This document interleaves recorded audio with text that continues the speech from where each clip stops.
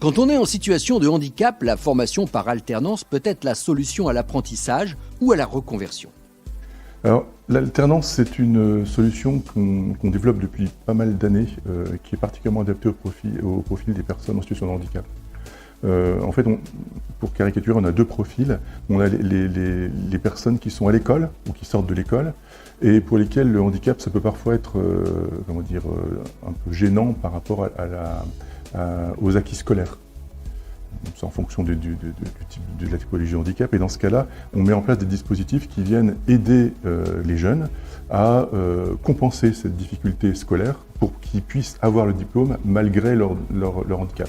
Donc c'est un peu abstrait ce que je dis, mais par exemple si vous avez un apprenti qui est au hasard dyslexique, c'est souvent utile de lui fournir du matériel informatique, des programmes qui vont avec pour compenser justement ces difficultés de lecture et d'écriture.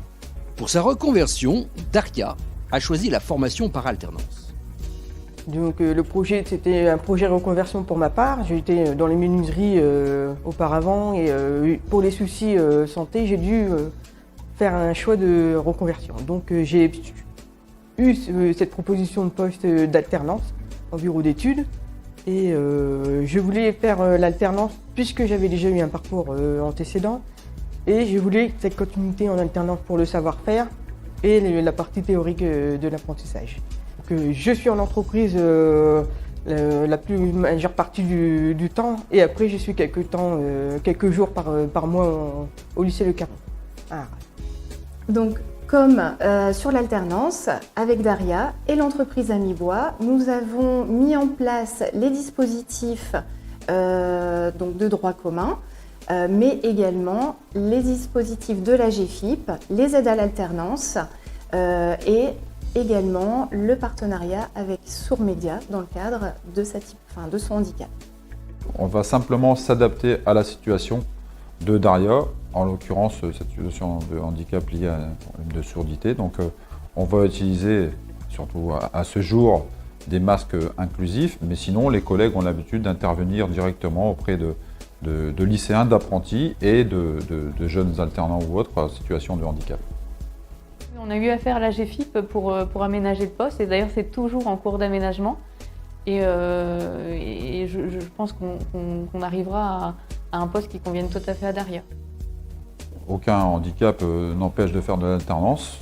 Par contre, effectivement, je pense, n'étant pas non plus un grand spécialiste en la matière, il y a certainement des domaines dans un lycée comme le nôtre qui est quand même une spécificité, c'est que c'est un lycée du bâtiment où certains handicaps ne permettent pas d'accéder à certaines filières, très certainement. Pour les publics qui sont adultes, puisque l'alternance on pense toujours aux jeunes, mais il y a aussi des adultes, handicapés, il n'y a pas de limite d'âge, c'est une grosse différence. Et pour ces personnes, la question se pose différemment, puisque souvent ce sont des gens qui sont en reconversion forcée, du fait de la survenue du handicap en cours de vie professionnelle. Et donc l'alternance, ça permet de transférer les savoir-être qui ont été acquis en entreprise sur un nouveau poste, plus qu'une formation académique classique. Alors les apprentissages varient, là en fonction d'un certain nombre de compétences déjà liées. Il y a ce qu'on appelle des blocs de compétences. Là je vais prendre l'exemple de Daria ici présente, qui avait déjà des diplômes liés à la société dans laquelle elle va exercer. Donc on va amener des compétences complémentaires sur le poste qu'elle devrait occuper d'ici quelques temps. Donc voilà, c'est un planning et une alternance qui est adaptée à ses diplômes précédents, à ses compétences déjà existantes pour en amener un maximum. Donc ça peut varier vraiment d'un individu à un autre. Amibois, employeur de Daria, a trouvé dans l'alternance la solution idéale à la formation de sa future collaboratrice. Alors à la base, on ne cherchait pas forcément un apprenti, sauf que ma demande de profil était un petit peu particulière. J'avais besoin de quelqu'un d'assez polyvalent. Et c'est par l'intermédiaire du Proche Emploi puis en relais de Cap Emploi qu'on m'a proposé l'apprentissage, qui m'a semblé être une bonne solution. Et on est aujourd'hui une société qui est en plein développement, donc on avait besoin de compétences avant tout. Et c'est pour ces compétences que j'ai été intéressée par son profil. On va dire qu'en aucun cas son handicap n'est un frein. Et c'est avant tout ces compétences que je recherchais. Alors l'avantage de l'alternance, c'est qu'aujourd'hui, pour les sociétés comme la mienne, le recrutement c'est une part compliquée. L'avantage encore une fois de l'alternance, c'est d'avoir du soutien aussi extérieur pour pour mener la personne qu'on souhaite faire évoluer, monter en compétences, la soutenir et lui apporter cette part de théorie qu'on n'apporte pas nous ici en entreprise. En tout cas pas de la même manière.